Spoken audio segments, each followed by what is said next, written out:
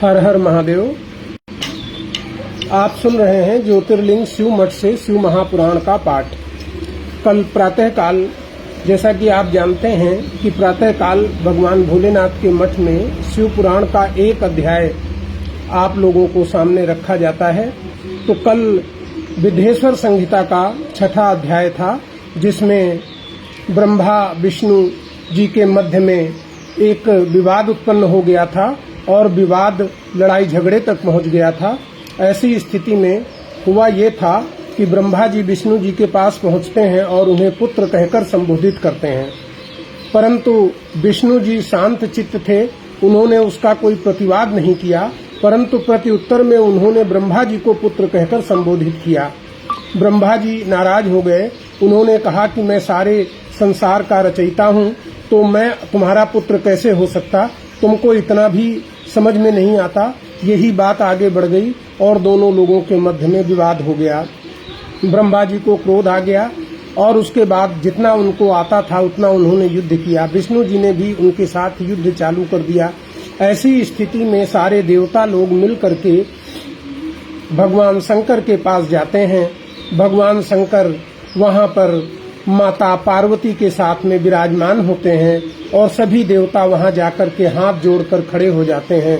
भगवान भोलेनाथ उनसे पूछते हैं कि बताइए क्या बात है, और उनका सम्मान करते हैं। यद्यपि भगवान भोलेनाथ सारे संसार के स्वामी हैं, तथापि वो अपने पुत्र जैसे देवताओं का भी सम्मान करते हैं।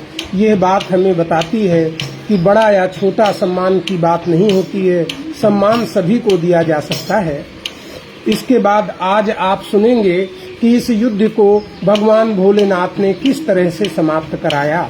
तो आप सुन रहे हैं ज्योतिर्लिंग शिव मठ से भगवान भोलेनाथ का शिव महापुराण, अध्याय 7, विद्येश्वर संहिता। प्रथम,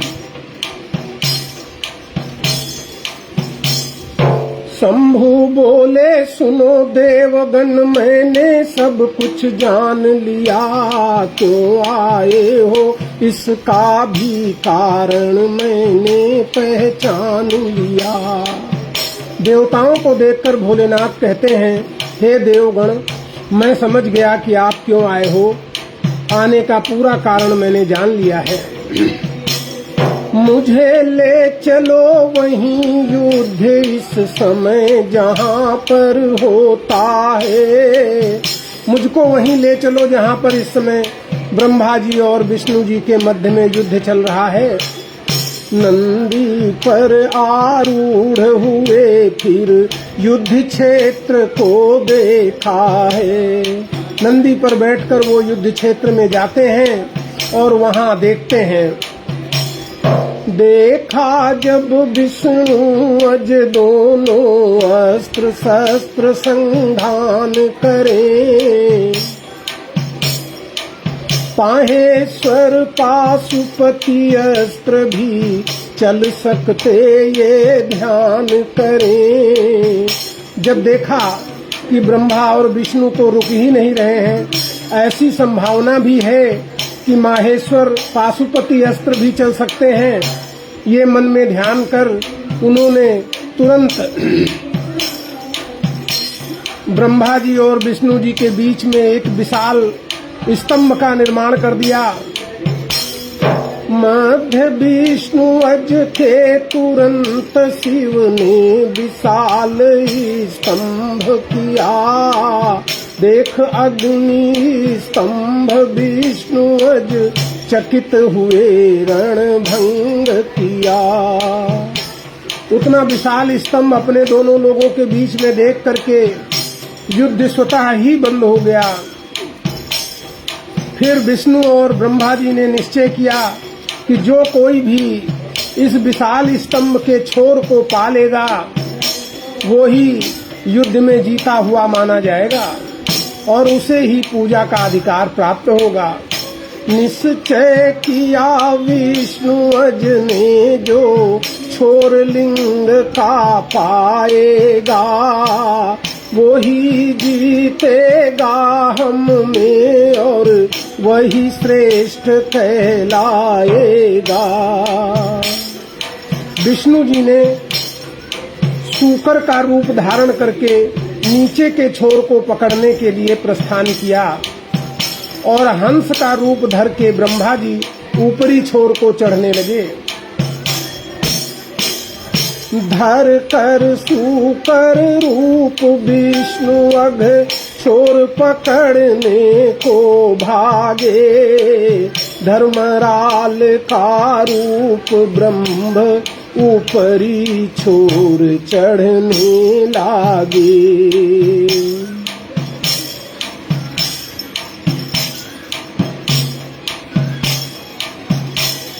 जब उन्हें ऊपर और नीचे कोई छोर नहीं मिला तो विष्णु जी बहुत अकुलाने लगे। हार मानकर वो वापस आ गए अपने स्थान पर।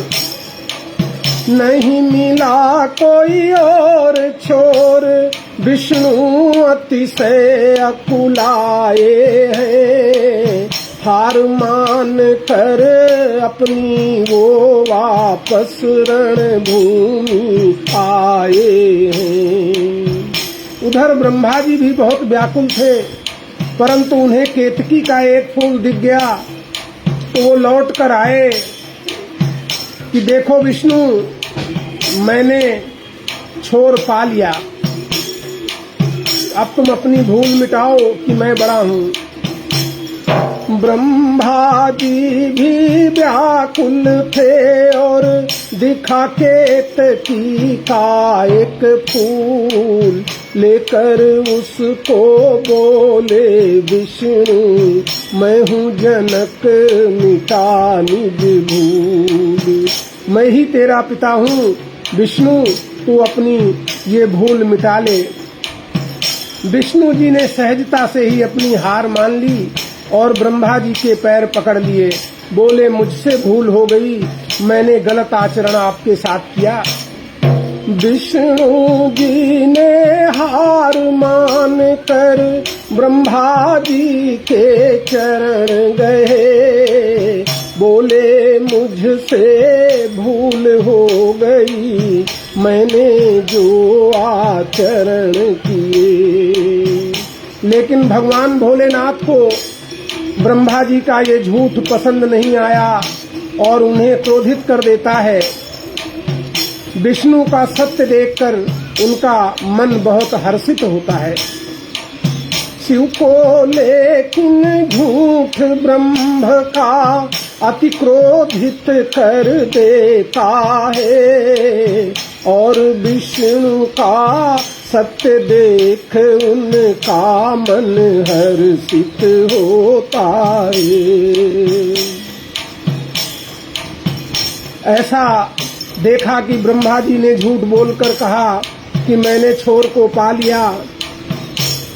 विष्णु जी ने तुरंत उनको स्वीकार कर लिया अपने से श्रेष्ठ। मगर भगवान भोलेनाथ जो अंतर्यामी हैं वो जानते थे कि ब्रह्मा जी ने झूठ बोला है, उन्हें किसी और छोर का पता नहीं चला। तो वो ब्रह्मा जी पर तो क्रोधित हुए, परंतु विष्णु जी की बांह पकड़ के उन्होंने कहा तुमने सत्य का साथ दिया है, इसीलिए तुम हमारी समानता पाओगे। तुम्हें संसार में भगवान शिव की तरह ही पूजा जाएगा। बाह पकड़ कर विष्णु की शिव ने तुरंत उद्घोष किया, शिव समानता पाओगे फिर ब्रह्मा पर था रोष किया।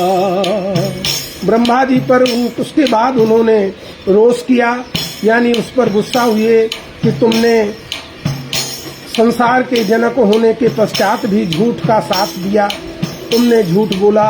ये आप सुनेंगे अध्याय 8 में ब्रह्मा का अभिमान भंग।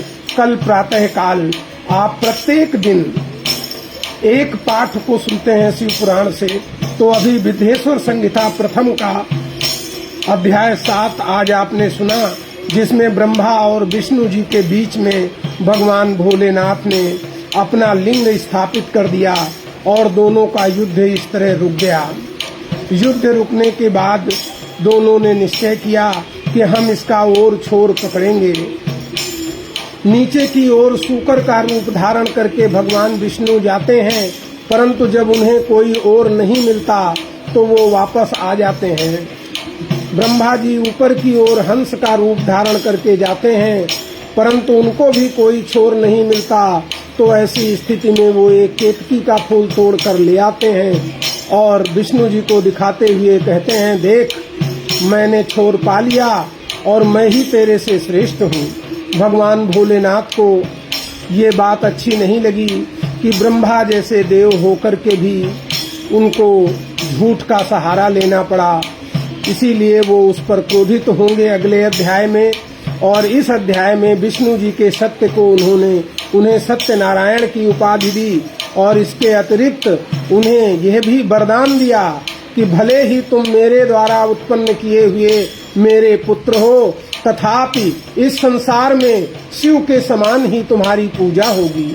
और यही कारण है कि भगवान विष्णु को लोग भगवान भोलेनाथ का पर्याय मानने लगे हैं, जो कि भगवान शिव के आशीर्वाद स्वरूप ही है।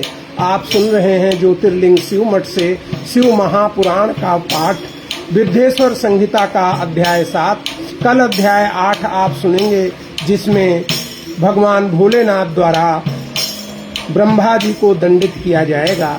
तब तक के लिए हर हर महादेव, जय भोलेनाथ।